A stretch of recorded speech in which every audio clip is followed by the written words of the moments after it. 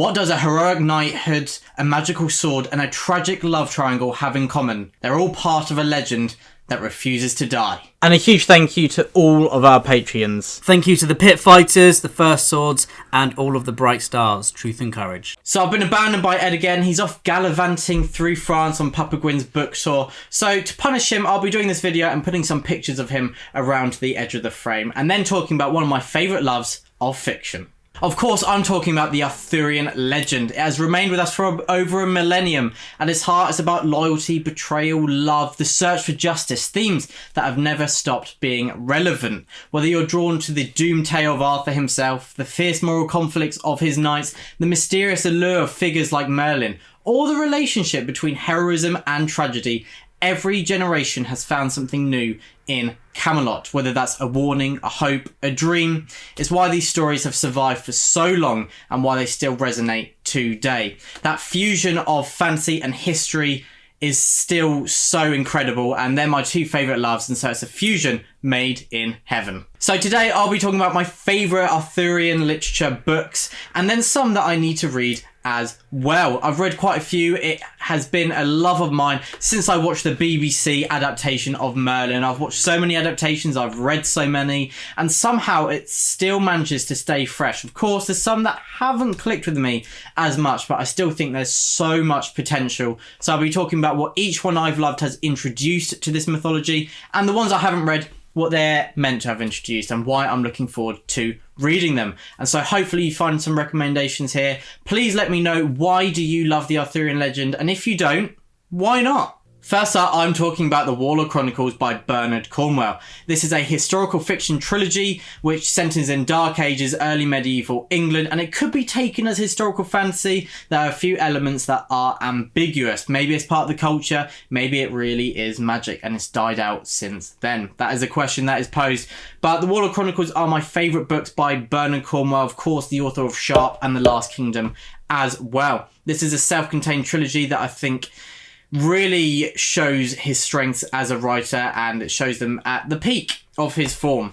We follow this story through a lesser known figure of the Arthurian legend called Derval. He was present in the very early legends written by the monks of Welsh monasteries, pre-Geoffrey of Monmouth and all the romanticism of the Arthurian legend. So basically going back to an earlier time where if Arthur was real, this is what it would have been like. And that's what Bernard Cornwell really embraces, is this time period where this could have happened. Of course, I don't think it did happen like this, but maybe there was a figure, maybe there was a chieftain called Arthur who stood against the Saxons and fought for the Britons, and this is building upon that possibility. So Derval is our figure that we follow. It's a framing narrative, a chronicler's tale. So he's an old man telling the story of the past. And so there's a brilliant play on dramatic irony. We know a lot of the events of the Arthurian legend, and we know they're tragic, and the suspense is, how do they happen?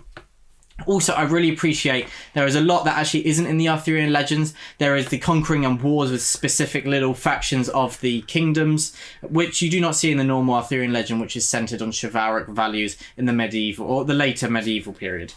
So this is a series that really focuses on character. It does embrace a lot of the legends that we know. There's Tristan and Isolde and so many others which we see come into play, but in a way which is grounded and realistic. So that's what I think is a really intriguing take on this. There is a slight bit of romanticism in the relationships and the sense of duty and sacrifice, love, betrayal, duty. I already said duty, but all the others that are in these books, but in a way which, again, are conceivably true. It's not seeing everything through a golden lens. Bernard Cornwell is a great writer he doesn't use flowery prose, but I think what he does really well is he immerses you, not with too much historical detail, but just enough to feel like you're there. You're there, but not enough to jar you, and also to put you into the mind of the characters. I love his use of unreliable narrator in this series. Derval is a character who he is perhaps taken advantage of and exploited, and that is why he loves Arthur so much. There are times where Arthur makes bad decisions, but Derval kind of defends them because he's been counselled for them, and the importance that Arthur gives him is really played upon. Arthur is a charismatic figure, and you understand why people follow him. I would follow him, and he's a figure that whilst Bernard Cornwell does really play with subversions, and he makes some characters usually love hateable, he makes some characters usually hate lovable, most of them are in the middle ground. They're great characters. They are flawed, just like all of us are, and that is, in my opinion, why this series is so compelling. It's been awesome to see some more people in the fantasy community reading these books. Most lately, Two to Ramble did a great 2-hour discussion on The Winter King if you want to dive a bit more into if this book is for you. But I think it's one for fantasy readers. I think it's one for those that are character driven and those that don't want to get into a huge series, because it's 3 books and none of them are huge. They're about 400 pages each, maybe even a little bit under, and so you're not going to be torn under a huge pile of books with a massive commitment, as us fantasy readers often are. So that's the first series I'm talking about today. Next up, I got the Arthurian Tales by Giles Christian. These are very interesting in that they are self-contained standalones. So you could conceivably read Camelot before Lancelot, you could read Arthur before Camelot, and so on and so forth. I will talk about my recommendations in a second. But that is great because they can be incredible palate cleansers as well as incredible stories, because you only need to read one. It's self-contained. There are some links to the others, but not enough to ruin the experience if you left it a few years before reading the other. I read them a few years apart because I read them as they came out.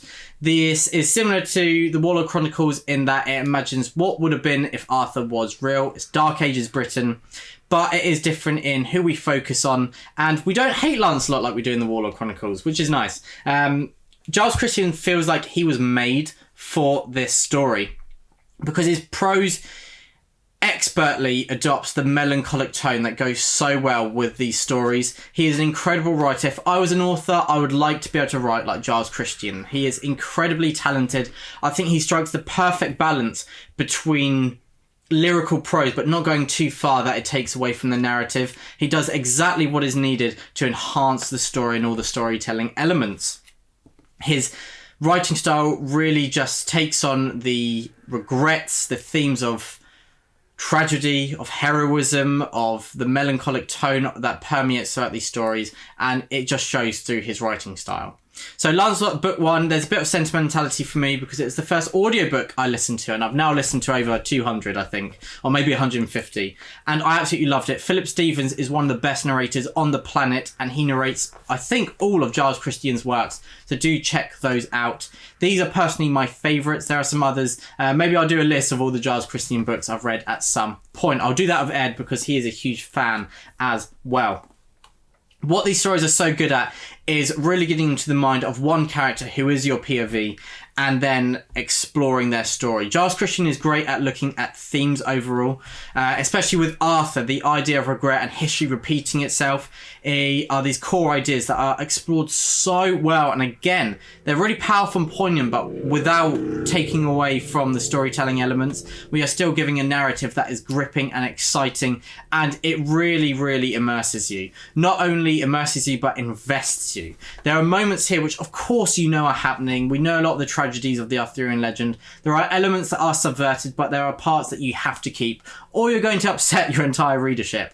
And so with Lancelot, we know the tragic love triangle, but the way it is executed here, it results in one of the greatest scenes I think I've ever read, and it blew me away. Again, there's an action sequence in Camelot, which is one of the best scenes I've ever read. And so the highs of these stories are so high, and I think that they are just gripping from page 1 to the very end. And it's been interesting to see a lot of fantasy lovers also have connected with these historical fiction books by Giles Christian. And so I really think there is a link with the Arthurian legend and fantasy fans. Of course, there are the fantastical elements, but even when they're stripped away, there is something about them that compels readers of all genres to pick them up and enjoy them. And so that is the Arthurian Tales. I highly recommend these. Some of my favourite books. It changed me last year, and I was obsessed for months. And so Giles Christian has a lot to answer for with all the hours I spent revisiting Arthurian content. Looking at the War of Chronicles and Arthurian Tales, I question why I love books that hurt me so much. It's something I don't know why I inflict this pain, because I really want more. If someone said there's a series that is exactly like that I think you should read, I'd pick it up like that. And so I don't know why I do that to myself, but it's incredible at the same time, and it's amazing that Bernard Cornwell and Giles Christian managed to invest me so much into their stories that it hurts. Next up, I have got King Arthur by Michael Morpurgo. So this is a children's tale, but one that I reread as an adult and thoroughly enjoyed again. This is an introduction to the Arthurian story. We've got a boy in the modern period, gets washed away onto an island, and he finds a mysterious man who is Arthur. And then that man, Arthur, tells the story of his past. It's a quick window into the Arthurian legend. There are a few specific tales that he recites, such as Tristan and Isolde, Sir Percival, and Sir Gawain, which is embedded within there. But mostly it's about Arthur. And it's quite a short story. Of course, it's children's fiction. It's really entertaining. I think it's one adults could read as well and still enjoy. And if they did, it'd be a really nice palate cleanser because you'd be finished in just a few hours. This is one of those books that got me into reading. Of course, Papa Gwynne read The Hobbit to me and books like that, which started my journey. And hearing him talk about making the faithful and the fallen as he was crafting that, it was impossible not to love books in my family, and especially in the way I grew up. But one of the books that really widened my eyes to what literature can achieve is Michael Morpurgo's King Arthur, and it made me want to read more just outside of Papa Gwynne and Tolkien's works.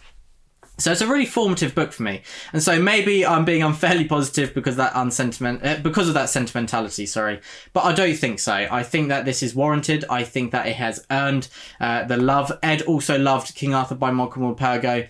I think if you've got a child and you want to get them into reading, the Arthurian legend is a great place to start because it contains so much of why literature is powerful, and it's put in a way which is understandable for children and enjoyable for adults alike. I love books that have those deeper theme inflections that adults will enjoy, as well as introducing younger readers which won't find it too challenging. I think that really is an art, and Michael Morpurgo is one of the few authors that has nailed that down.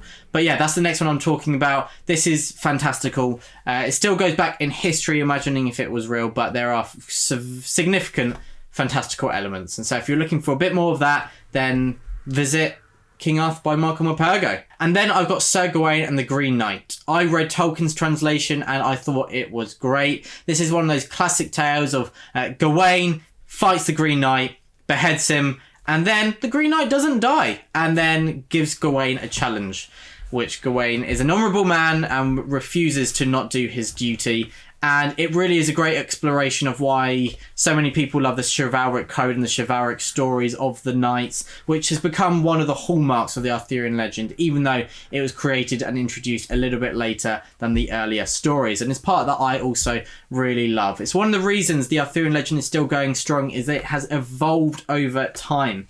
If it refused to stay the same and remain like stone, unmoving, I don't think we'd be discussing it really today. That evolution is really powerful, and I love how they all intermingle with different adaptations and give us so many choices. It's also why so many adaptations are ones that I enjoy, because there's so much you can dive into, and we can see with some books I'll be talking about later how there are still new introductions and new ways to explore this legend. But yeah, Sir Gawain and the Green Knight, I really enjoyed it. Do pick up Tolkien's translation. Also, if you're a Tolkien nerd, it's even better to say, yeah, I've also read his Sir Gawain and the Green Knight, so you get bonus points for that. And then there is Lamort To Arthur by Thomas Mallory. So this is one I didn't have as good an experience with. Of course, it is canonical. It really revitalised the Arthurian legend. It had kind of died off a little bit, and then this was released and it went crazy, and it really revitalized it. It introduced a lot of new elements as well, and it is the kind of go-to reference point for the Arthurian legend now. It's where a lot of people actually think it was basically born, even though a lot came from before. But he really brought together all different elements that other writers had crafted and brought them into one bigger story that really embraces the fantasy, really embraces the chivalric code, and really embraces this idealistic version of the Arthurian legend, which so many people wanted to believe in and wanted to look up to. And so that's something which I do enjoy, kind of this story, but this was as dry as, you know, those crackers that you eat and at first they're nice, but then the more you chew and the more you have, the harder it becomes to chew. It was like that, because the more I read, the harder I found to pick it up next time. And it was just very, very dry for me. Maybe I was too young. Maybe I wasn't ready for it. Maybe I hadn't got my literary points yet. But yeah, it wasn't for me. And I think I probably won't be revisiting it for quite a while. But it is canonical. I'm still glad I kind of picked it up because it is so important. but I'm glad I also recognise I didn't really enjoy it. So it shows that the Arthurian Legend doesn't click with me every single time, which hopefully means that the books I've asked you to read and recommended for you to read means a bit more, because I'm not just recommending everything. But Lamort To Arthur, it would be a crime not to mention it in Arthurian literature video, and so I don't want to be arrested for literature crimes, and so there we go, that is Lamort To Arthur. Before I continue on to Arthurian books that I want to read and what they potentially offer to this genre, please let me know your favourite Arthurian characters and your favourite Arthurian books. Hopefully I can see some recommendations down there. But now on to the first one that I will be reading. The Once and Future King by T.H. White. This is on the Mount Rushmore of Arthurian books, and so I won't get my Arthurian card until I've read this. I think it'll be a great palate cleanser because there are 5 novellas in here which make up the book as a whole. And so you could read one, go away, return, and eventually finish it, and I could get my license. I've heard this is a much more whimsical take. It appeals to young adults and adults alike. There's a lot of humour, but also a philosophical edge as well. And so it really straddles that line of appealing to a lot of different demographics. It's also got the novella that inspired the Disney film The Sword and Stone. And I loved that film. That was a big part of my childhood. I used to watch it on repeat. And so I'm really looking forward to going to the root material and returning to my crimes and rectifying them and reading The Once and Future King. I don't know why I haven't, because there have been so many occasions where I've thought I need a shorter read, I need a palate cleanser, and Arthurian Legend is a comfort of mine, and this whimsical novella form of the Arthurian Legend sounds perfect for me. And I've heard so many people say that T.H. White's writing really got them into reading as well. And so please let me know if you've read this, and if so, what was your favourite novella embedded within this? I'm really looking forward to a bit more of a humorous take. I don't know if it's kind of laugh out loud or a bit more sarcastic, witty, or is it brash? I'm not sure. You can also let me know. I think it's meant to be witty and a bit sarcastic. So I'll really enjoy that. So that is The Once and Future King by T.H. White. Then I have The Bright Sword by Lev Grossman. This is the newest release which is involved in the video. It sounds really unique in how it deals with the aftermath of Arthur's fall. We follow a ragtag crew of some of those on the fringes of the Arthurian legend, and they are trying to uphold the legacy of those that have fallen and struggling to do so, and also struggling to find the motivation as well. I think we follow mainly a knight who arrives to fight in the Battle of Canlan, but arrives too late, and so of course he's going to be battling with that regret and then seeing if he can forge a name for himself in this new world. And Arthur is known as the Once and Future King, and so is that because of his legacy is being upheld, or will he really return? I think that is engaged within The Bright Sword. And so it sounds like, again, quite a philosophical take, but also appealing to young adults and adults alike. I believe there's a quest. I'm not sure what it's for, maybe for Excalibur. I think that it is resonating in the back of my mind as something I've read. But within that kind of engaging quest-like journey, you've got the consequences of heroism and tragedy, the pain of living with the events that have unfolded, and as I said, trying to uphold a legacy which isn't yours but you were a part of, and it is your duty as the only survivors to try and allow it to survive. And so it sounds like one that's really made for me. It came out last year. Lev Grossman, I haven't read his Magicians series, but I've heard it's really good. And I've heard great things about The Bright Sword. And it's quite a chunker as well. So probably the longest, which I'm talking about today. The Arthurian legend is often quite contained, which is another nice thing about it. The War of Chronicles, smaller books. The Arthurian Tales, smaller books. And as a fantasy reader mainly, who reads these huge tomes that can be used as weapons, this is joining those ranks. And so this is the weapon of Arthurian legend. And we'll see if it's a weapon because it's so good it hurts you as well. And it cuts your mind. Or is it not going to fall into that category? I'll find out at some point. T.H. White's The Once and Future King will be the next on the TBR I'm reading, but after that it will be The Bright Sword. Then last up I have got The Pendragon Cycle by Stephen Lorehead. Book 1 is Taliesin. I think there are 5 books. They focus on different characters, and I have seen this in Papa Gwynne's library for so many years, and I am ashamed of myself for not having read it, because I've probably said to him about 50-60 times, yeah, I'll read that at some point, and he's looked at me thinking, no, you won't, because you've said that before. So poor Papa Gwynne having to listen to me repeat myself and then not follow through my promises. I'll try and rectify that and say to him, look, I picked it up, and then hopefully we can actually have a chat about it instead of me saying, yeah, I'll read it one day.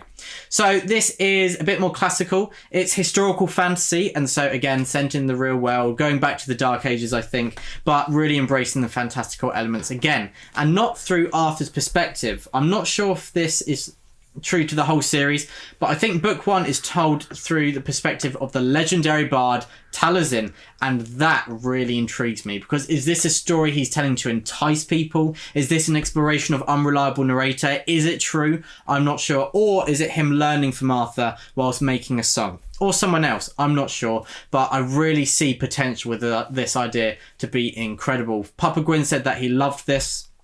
I'm not quite sure when it was released, but it was quite a few years ago. This is a well-loved copy for sure. Let's see if I can see when it says it was released. 1988, not 8088, 1988, so nearly 40 years ago now. And so, yeah, I'll see if it's lasted the test of time. I was about to say, is that the oldest in the list, but then I've got Lamort To Arthur, so... that was a silly thing to say.